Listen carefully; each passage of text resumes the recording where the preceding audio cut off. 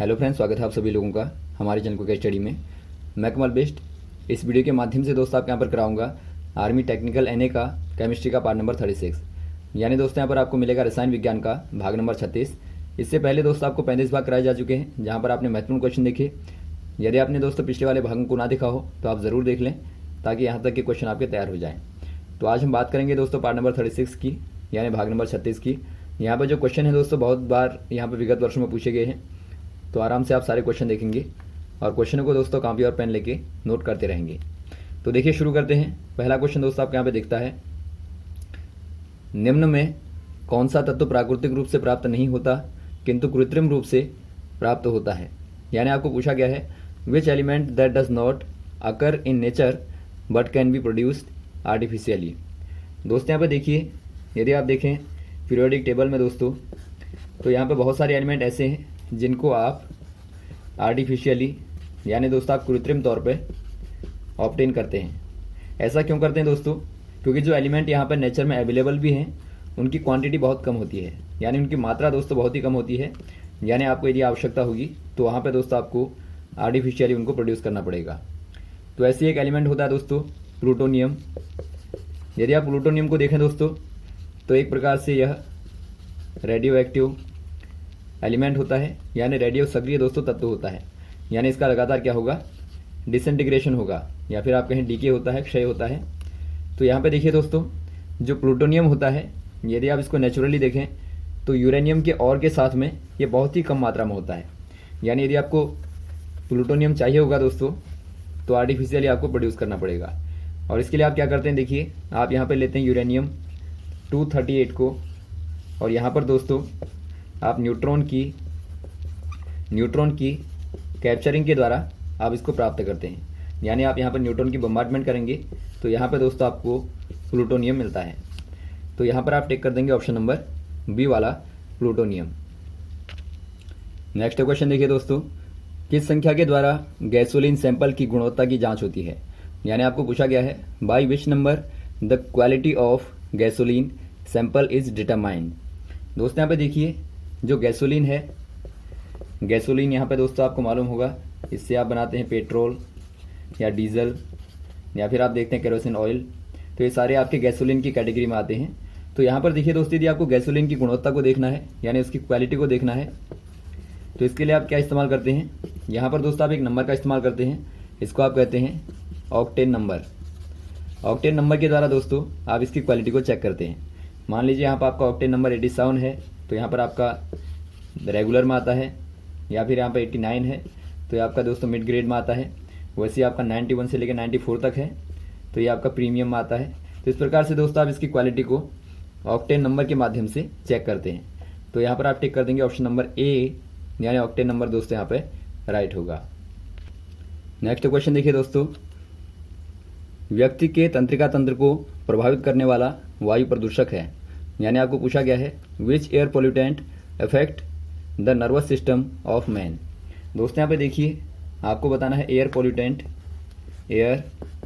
Pollutant यानी वायु प्रदूषक, जो कि अफेक्ट करता है कहाँ पे, नर्वस सिस्टम पे, यानी दोस्तों तंत्रिका तंत्र पे जो इफेक्ट करता है, ऐसा वाला आपको एयर पोल्यूटेंट बताना है। ये दोस्तों आपके यहाँ पे होता है लेड। लेड दोस्तों एक प्रकार से नेचुरली अकरिंग टॉक्सिक एलिमेंट होता है। यदि आप देखें दोस्तों, तो ये खास तौर पे जो अर्थ होती है, यानी जो पृथ्वी होती है, उसके क्रस्ट वाले भाग से दोस्तों, यानी उसकी सतह से या फिर आपके पृष्ठ से प्राप्त होता है। तो ये दोस्तों एक प्रकार से क्या होता है, टॉक्सिक होता है। आपको मालूम होगा इसका इस्तेमाल बहुत सारे केसेस में होता है, जैसा कि आप देखते हैं यहाँ पे स्मल्टिंग में होता है, स्मल्टिंग में देखें, या फिर आप देखते हैं मैन्युफैक्चरिंग में दोस्तों होता है, या रिसाइकलिंग में होता है, या फिर पेंट में होता है, या फिर दोस्तों अलग अलग प्रकार के टॉयज़ बनाने में होता है। तो यहाँ पर लेड का इस्तेमाल होता है। और आप देखते हैं ऑटोमोबाइल में भी दोस्तों यहाँ पर इसका इस्तेमाल होता है। यानी एक प्रकार से दोस्तों लेड का इस्तेमाल बहुत ज़्यादा होता है। तो ये दोस्तों क्या होता है, ज़्यादा मात्रा में होने पे नर्वस सिस्टम पर इफेक्ट करता है। और लॉन्ग टाइम पे दोस्तों यदि आप इसके संपर्क में रहेंगे तो इससे आपका जो बीपी होता है, बीपी में इफेक्ट होता है, और साथ में दोस्तों ब्रीदिंग को भी इफेक्ट करता है। तो यहाँ पर आप टिक कर देंगे ऑप्शन नंबर बी वाला, लेड यहाँ पर राइट होगा। अगला क्वेश्चन देखिए दोस्तों, रंगीन हीरे में अलग अलग रंग क्यों दिखते हैं। यानी आपको पूछा गया है in colourful diamond why are different colours present. दोस्तों यहाँ पे देखिए, आपने कलरफुल डायमंड को देखा होगा, वहाँ पे दोस्तों आपको अलग अलग प्रकार के हीरे दिखाई देते हैं, जैसे कि आप देखते हैं ग्रीन है या रेड है या दोस्तों आपको येलो दिखाई देता है। तो ऐसा क्यों होता है आपको बताना है। यहाँ पे देखिए दोस्तों, आपको मालूम होगा जो डायमंड होता है एक प्रकार से कार्बन का एलोट्रोप होता है, यानी आप कह सकते हैं यहाँ पे अपर रूप होता है, यानी कार्बन से मिलके ही दोस्तों बना होता है। तो यहाँ पर आप देखेंगे दोस्तों, यदि आप कार्बन के साथ में नाइट्रोजन को मिला देते हैं, जो डायमंड की दोस्तों जो लैटिस होती है, यानी जो एक प्रकार से उसका स्ट्रक्चर होता है, वहाँ पर आपने देखा होगा दोस्तों इस प्रकार से बना रहता है डायमंड। तो वहाँ पे दोस्तों यदि आप नाइट्रोजन को मिला देते हैं साथ में, तो यहाँ पर आपको एक प्रकार से अलग अलग कलर के रूप में ये आपको दिखाई देता है। यदि आपको एक क्वेश्चन आता है दोस्तों कि बताइए क्यों डायमंड आपको चमकता हुआ दिखाई देता है, तो उसका रीज़न होता है टोटल इंटरनल रिफ्लेक्शन, यानी पूर्ण आंतरिक परावर्तन के कारण आपको दोस्तों चमकीला दिखाई देता है। तो ये दोनों क्वेश्चन बार बार आते हैं, तो आप दोनों को नोट करेंगे। तो यहाँ पर जो रीज़न हो जाएगा दोस्तों रंगीन दिखाई देने का, तो रीज़न क्या होगा, ड्यू टू इम्प्योरिटी, यानी एक प्रकार से आप कह देंगे दोस्तों इम्प्योरिटी या फिर आपके अशुद्धता मिलाने के कारण यहाँ पर आपको रंगीन दिखाई देता है। और अशुद्धता क्या होगी दोस्तों, नाइट्रोजन यहाँ पर होती है। तो ऑप्शन नंबर आप बी वाले में टिक कर देंगे। नेक्स्ट क्वेश्चन देखिए दोस्तों, नाभिकीय रिएक्टरों में शीतलक के रूप में प्रयुक्त होता है, यानी आपको पूछा गया है which is uses as a coolant in nuclear reactors. दोस्तों यहाँ पे देखिए, जो न्यूक्लियर रिएक्टर्स होते हैं वहाँ पर आप जानते हैं दोस्तों उनमें क्या होता है, न्यूक्लियर फिशन की रिएक्शन होती है, नाभिकीय विखंडन दोस्तों वहाँ पर होता है, जिसके कारण लगातार ऊर्जा निकलती है। अब यहाँ पे देखिए दोस्तों, जो न्यूक्लियर रिएक्टर होते हैं उनकी कोर को, जो कोर होती है उसको दोस्तों ठंडा करने के लिए या फिर आप कहीं कूल रखने के लिए यहाँ पर आप इस्तेमाल करते हैं सोडियम लिक्विड का। आप ध्यान देंगे, सोडियम लिक्विड दोस्तों क्या करता है, जो कोर में जो हीट होती है, हीट को कैरी करता है और अपने साथ में बाहर ले आता है। तो यहाँ पर आप टिक करेंगे दोस्तों सोडियम लिक्विड में। तो यहाँ पे देखिए दोस्तों ऑप्शन नंबर ए वाला दिया है, लिक्विड सोडियम, यानी द्रव सोडियम का आप इस्तेमाल करते हैं। वैसे ही दोस्तों जो आपका ग्रेफाइट होता है या फिर जो आपका भारी जल होता है, इसका इस्तेमाल आप यहाँ पर करते हैं मॉडरेटर के तौर पे। आप ध्यान देंगे, यानी मंदक के तौर पे दोस्तों जो न्यूट्रॉन होते हैं उनको धीमा करने के लिए या फिर आप कहें दोस्तों उनकी स्पीड को कम करने के लिए आप इस्तेमाल करते हैं यहाँ पे ग्रेफाइट या D2O का। और वैसे ही दोस्तों कैडमियम की छड़ों का इस्तेमाल भी आप यहाँ पर करते हैं। इनका इस्तेमाल करते हैं आप, जो कैडमियम की छड़ें होती हैं इनका इस्तेमाल दोस्तों आप करते हैं रिएक्शन को कंट्रोल करने में। तो ये अलग अलग प्रकार से पूछे जाते हैं, आप ध्यान देंगे। नेक्स्ट क्वेश्चन देखिए दोस्तों, उच्च ताप पर कार्बन के साथ में ऑक्साइड का अपचयन कहलाता है, यानी आपको पूछा गया है what is reduction of oxide with carbon at high temperature. दोस्तों यहाँ पे देखिए, यदि आप बात करें reduction of oxide at high temperature, high temperature और साथ में क्या है दोस्तों कार्बन या फिर आप कहें कोक का भी आप यहाँ पर इस्तेमाल करेंगे। अब यहाँ पे देखिए दोस्तों, जो यहाँ पर कोक होती है या फिर आप कहें कार्बन जो होता है, यदि आप इसके साथ में किसी ऑक्साइड को गर्म करते हैं तो ऐसी रिएक्शन को दोस्तों आप यहाँ पर कहते हैं स्मल्टिंग। स्मल्टिंग यानी कि दोस्तों आप इसको गलन कहते हैं। ये दोस्तों एक प्रकार से मेटल को एक्सट्रैक्ट करने की या फिर आप कहें मेटल को साफ करने की एक मेथड होती है। यहाँ पर दोस्तों आप क्या करते हैं, आप यहाँ पर और को लेते हैं, और यानी कि आपने अयस्क को लिया दोस्तों। अयस्क क्या होता है दोस्तों, इनको आप अर्थ से निकालते हैं, यानी दोस्तों आप इनको कहाँ से निकालते हैं, मिनरल के तौर पर धरती से निकालते हैं, और बाद में इनको प्यूरिफाई करने के लिए दोस्तों आप इनको एक प्रकार से जो फर्नेंस होती है यानी कि भट्टियाँ होती हैं वहाँ पर हाई टेम्परेचर तक गर्म करते हैं। गर्म करने से क्या होगा दोस्तों, यदि आप कार्बन के साथ में ऑक्साइड को गर्म करते हैं, यहाँ पर आप रिएक्शन को देख लेंगे। माना दोस्तों आपने जिंक का एक और लिया ZnO, यहाँ पर आपने क्या किया, कार्बन को दोस्तों जिंक ऑक्साइड के साथ में गर्म किया हाई टेम्परेचर तक। तो यहाँ पर क्या होता है, यहाँ पर दोस्तों आपको जिंक अलग मिलता है और साथ में कार्बन मोनोऑक्साइड अलग प्राप्त होती है। तो यहाँ पर आप देखते हैं जिंक दोस्तों आपका क्या हो गया, सेपरेट हो गया। तो इसी मेथड को दोस्तों आप क्या कहेंगे, स्मल्टिंग कहते हैं। एक क्वेश्चन आपका दोस्तों रोस्टिंग के आधार पर आता है। जो रोस्टिंग होती है यहाँ भी दोस्तों आप क्या करते हैं, और को हाई टेम्परेचर तक गर्म करते हैं। यहाँ पर अंतर क्या होगा दोस्तों, यहाँ पर आप कार्बन का इस्तेमाल नहीं करेंगे, बल्कि यहाँ पे आप और को दोस्तों ऐसे ही गर्म करते हैं, या फिर आप यहाँ पर इस्तेमाल करते हैं मेजॉरिटी केसेस में O2 का, यानी कि ऑक्सीजन के साथ में दोस्तों आप और को गर्म करेंगे। तो वो वाली मेथड आपकी कहलाती है रोस्टिंग, या फिर आप कहें भर्जन। तो आप दोनों को ही याद रखेंगे, बार बार पूछा जाता है। तो ऑप्शन नंबर यहाँ पे दोस्तों क्या हो जाएगा, ए वाला हो जाएगा, स्मल्टिंग। नेक्स्ट क्वेश्चन देखिए दोस्तों, नाइट्रोजन फिक्सिंग जीवाणु है, यानी आपको पूछा गया है नाइट्रोजन फिक्सिंग बैक्टीरिया। दोस्तों यहाँ पे देखिए जो प्लांट होते हैं, जो छोटे छोटे पौधे होते हैं दोस्तों, उनमें आपने देखा होगा जड़ों में छोटी छोटी गांठें होती हैं। इन गांठों के अंदर क्या होता है दोस्तों, एक बैक्टीरिया होता है, यानी जीवाणु होता है, और जीवाणु को आप कहते हैं दोस्तों राइजोबियम।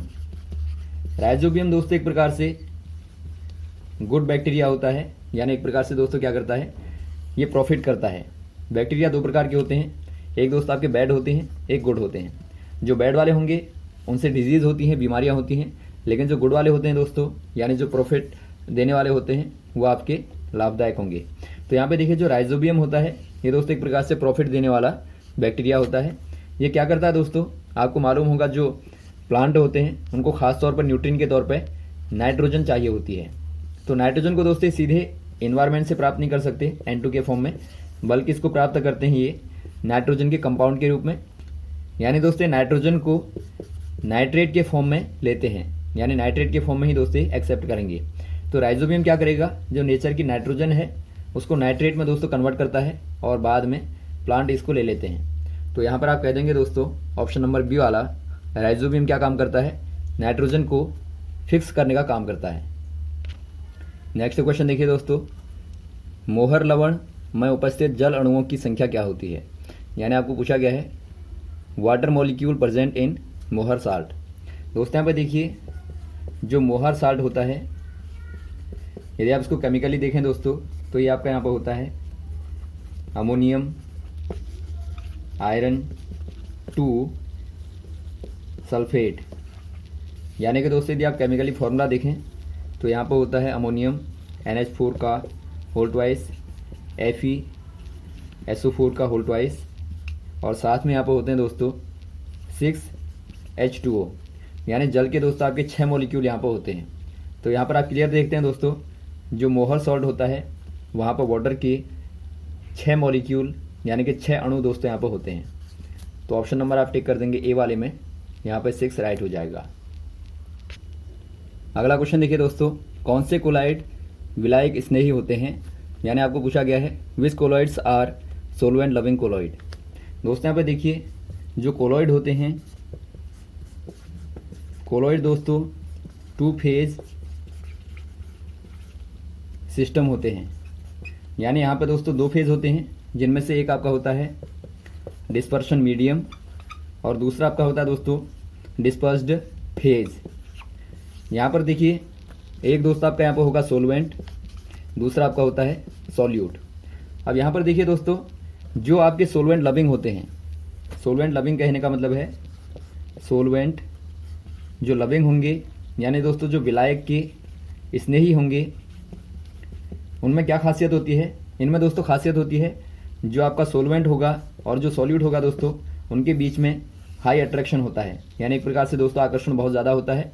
एग्जाम्पल के तौर पर दोस्तों यहाँ पर आप देख सकते हैं जो गम होता है, वहाँ पर आप देखते हैं या रबर होता है दोस्तों, उनके बीच में क्या होता है, एक प्रकार से बहुत ज़्यादा आकर्षण होता है, या फिर आप कहें दोस्तों अट्रैक्शन फोर्स ज़्यादा होता है। तो इसी को दोस्तों आप क्या कहते हैं, सोलवेंट लविंग कहते हैं। यदि आप इनका नाम देखें दोस्तों तो इनको आप कहते हैं लायोफिलिक।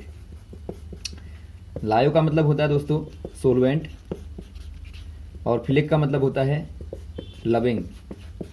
यानी आप इसका मीनिंग भी याद रखेंगे तो आपको मालूम हो जाएगा, जो लायोफिलिक होते हैं दोस्तों वो आपके सोलवेंट लविंग कोलॉइड होते हैं। और कोलॉइड आपने देख लिया 2 फेज सिस्टम होता है, या फिर आप कहें दोस्तों यहाँ पर 2 फेज यहाँ पर विलियन में होते हैं। तो ऑप्शन नंबर यहाँ पर आप टिक कर देंगे ए वाले में। नेक्स्ट क्वेश्चन देखिए दोस्तों, which rays will deflected in electric field, यानी आपको पूछा गया है कौन सी वाली किरणें वैद्युत क्षेत्र में क्या करती हैं, डिफ्लेक्शन को दिखाती हैं या फिर आप कहें दोस्तों विचलन को दिखाती हैं। डिफ्लेक्शन कहने का मतलब है विचलन। यहाँ पर देखिए दोस्तों, माना यहाँ पर आपने कोई रेडियो एक्टिव सब्सटेंस को लिया, तो यहाँ से क्या निकलेंगी लगातार अल्फा, बीटा और गामा रेज निकलेंगी। माना दोस्तों यहाँ पर आपने क्या लिया, यहाँ पर आपने कोई इलेक्ट्रिक फील्ड लिया, मान लीजिए आपका दोस्तों यहाँ पे क्या है इलेक्ट्रिक फील्ड है या फिर आप कहें वैद्युत क्षेत्र है। ये दोस्तों आपका मान लीजिए पॉजिटिव वाला है या आपका नेगेटिव वाला है। तो आपको मालूम होगा दोस्तों जो अल्फ़ा होते हैं, अल्फ़ा रेज का नेचर क्या होता है, इनका नेचर होता है दोस्तों पॉजिटिव, क्योंकि इनको आप एक प्रकार से हीलियम का न्यूक्लियाई मानते हैं। और वैसे आप देखते हैं बीटा जो होते हैं दोस्तों, ये बिल्कुल आपके इलेक्ट्रॉन की तरह होते हैं, यानी इन पर दोस्तों नेगेटिव चार्ज होता है। तो यहाँ पर देखिए दोस्तों, जो आपके बीटा वाले होंगे वो आपके पॉजिटिव की ओर डिफ्लेक्ट होंगे और जो अल्फ़ा वाले हैं वो आपके नेगेटिव की ओर डिफ्लेक्ट होते हैं। और वैसे आप गामा को देखें दोस्तों, तो गामा पे कोई चार्ज नहीं होता, यानी एक प्रकार से गामा क्या होंगी दोस्तों उदासीन होती है या फिर आप कहें न्यूट्रल होती हैं। तो गामा दोस्तों बिना डिफ्लेक्ट हुए लगातार निकल जाती हैं। तो यहाँ पर जो आपको पूछा गया है, यहाँ पर आपको पूछा गया है दोस्तों कौन से वाले डिफ्लेक्शन को दिखाते हैं, तो वहाँ पे क्या होना चाहिए दोस्तों, रेज में एक प्रकार से चार्ज होना चाहिए, वो भले ही आपका पॉजिटिव हो या फिर नेगेटिव हो। यहाँ पर आप देखते हैं दोस्तों जो आपको दिया गया है ऑप्शन नंबर सी वाले में कैथोड रेज, जो कैथोड रे होती हैं दोस्तों, यानी जो कैथोड किरणें होती हैं, इनमें देखिए एक प्रकार से नेगेटिव चार्ज होता है। यानी जो कैथोड रेज होती हैं ये दोस्तों एक प्रकार से क्या होती हैं, स्ट्रीम ऑफ इलेक्ट्रॉन्स होती हैं, यानी दोस्तों इलेक्ट्रॉनों का एक प्रकार से प्रवाह होती हैं।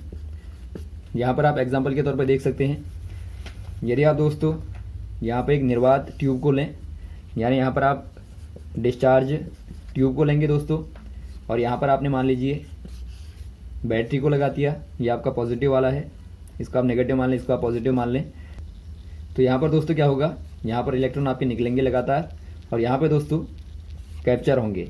तो यहाँ पर आप क्लियर देखते हैं दोस्तों, जो इलेक्ट्रॉन निकलेंगे इन्हीं को आप कहते हैं कैथोड रे, यानी कैथोड किरणें आप इनको कहते हैं।